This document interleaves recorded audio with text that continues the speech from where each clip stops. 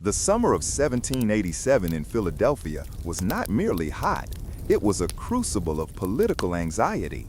The delegates gathered at the Constitutional Convention were united only by the profound realization that the existing political framework, the Articles of Confederation, was failing.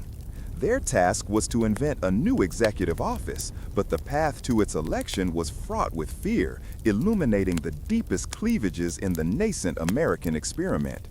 It is here, in the quiet, sometimes monotonous debates over who should choose the president, that the complex mechanism of the Electoral College was reluctantly conceived. The primary fear haunting many of the Founding Fathers was not a foreign invader, but the very citizens they were trying to govern. Men like Alexander Hamilton expressed a profound distrust of the masses, fearing that pure, unmediated democracy would inevitably lead to instability and the tyranny of a temporary majority.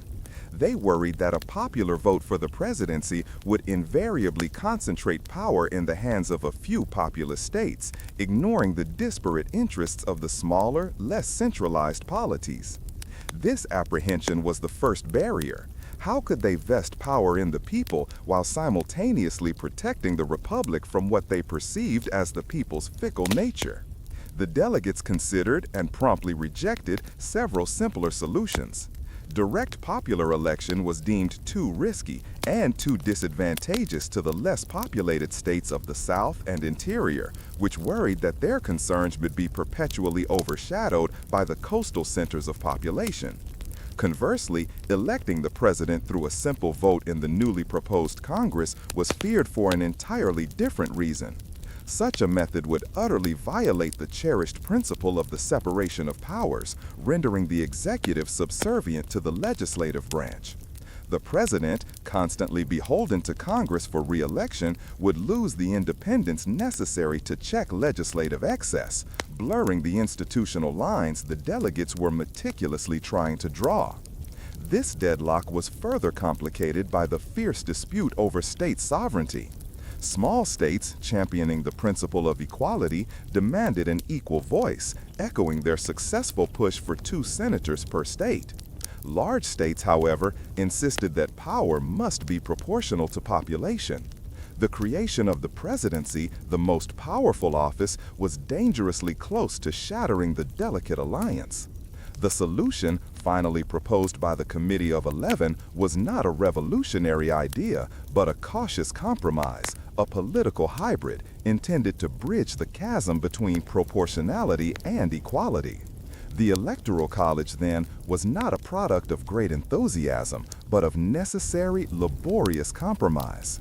It incorporated elements of both popular rule and state sovereignty.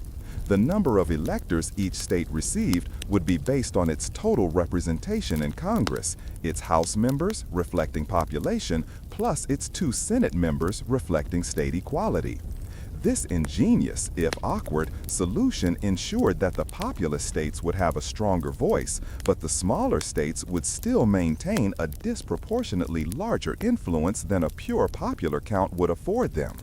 The system ultimately satisfied no one entirely, yet it was the only mechanism that could secure the ratification necessary to transform a set of anxious deliberations into the enduring governing document of a new nation.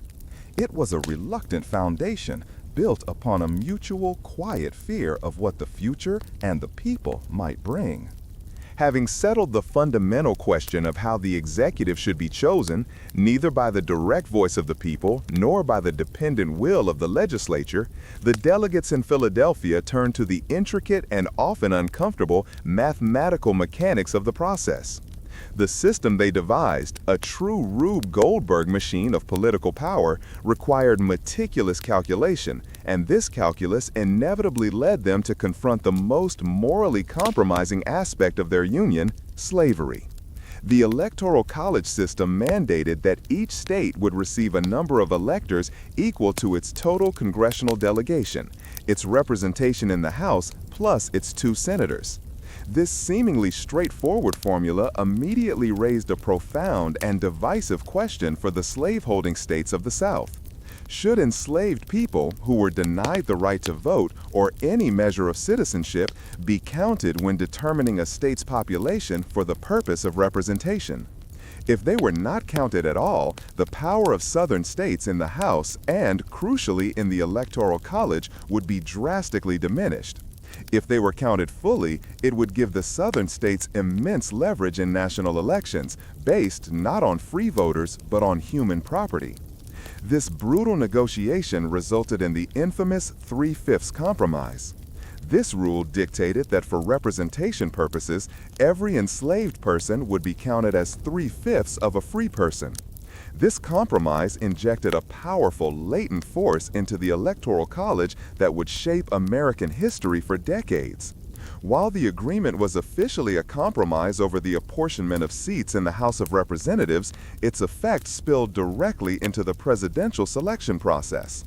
By counting 3/5 of their enslaved populations, the Southern states secured a significantly larger block of electors than they would have possessed if only the free inhabitants were tallied.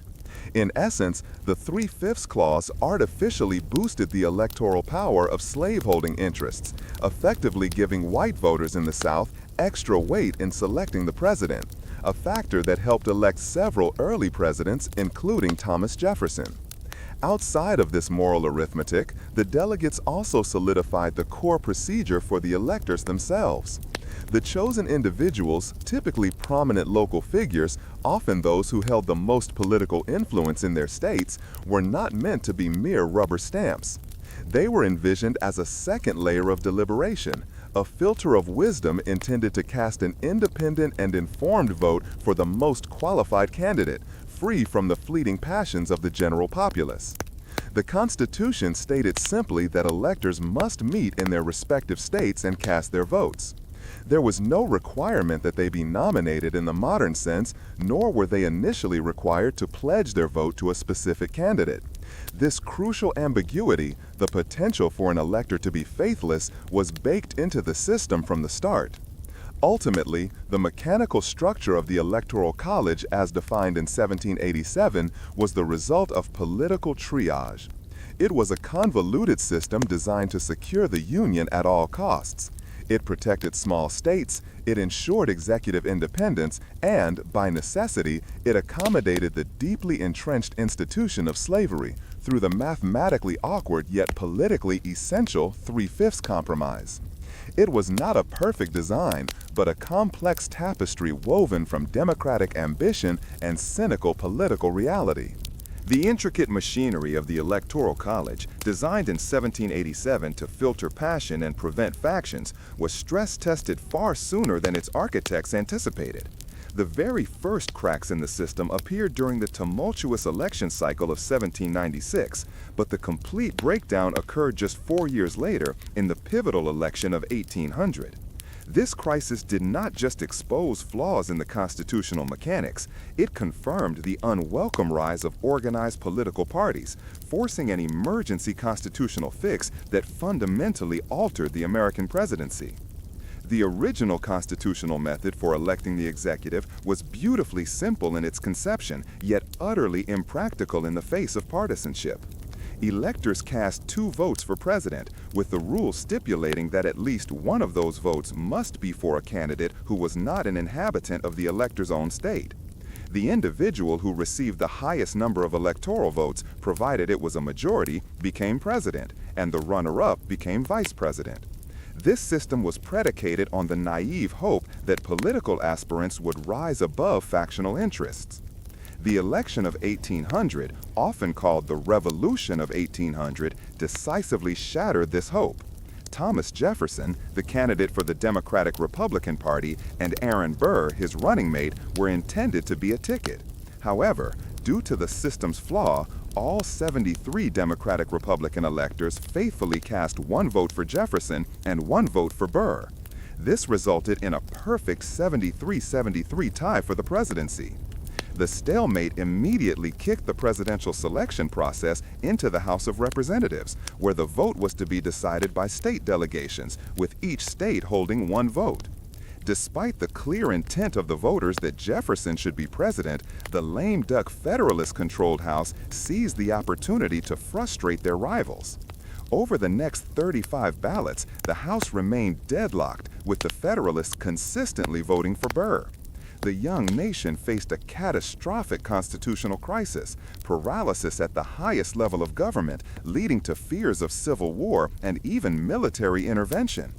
It was only after significant backroom negotiations, notably involving Alexander Hamilton, who despised Burr more than he did Jefferson, that the deadlock was broken on the 36th ballot.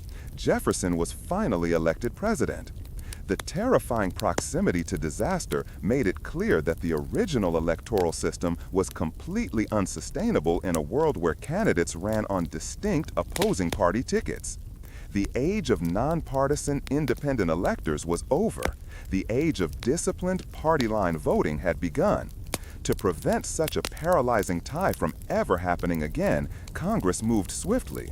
The result was the 12th Amendment, ratified in 1804. This amendment fundamentally restructured the process. Electors were now required to cast separate ballots for president and vice president. This seemingly minor procedural change cemented the reality of partisan politics into the Constitution. The offices were decoupled, making it impossible for a runner-up from an opposing party to automatically assume the vice presidency, and ensuring that presidential tickets would run and be elected as a unified pair. The 12th Amendment acknowledged the birth of the political party system, a necessary correction that solidified the role of the party ticket and forever changed how Americans elected their leaders.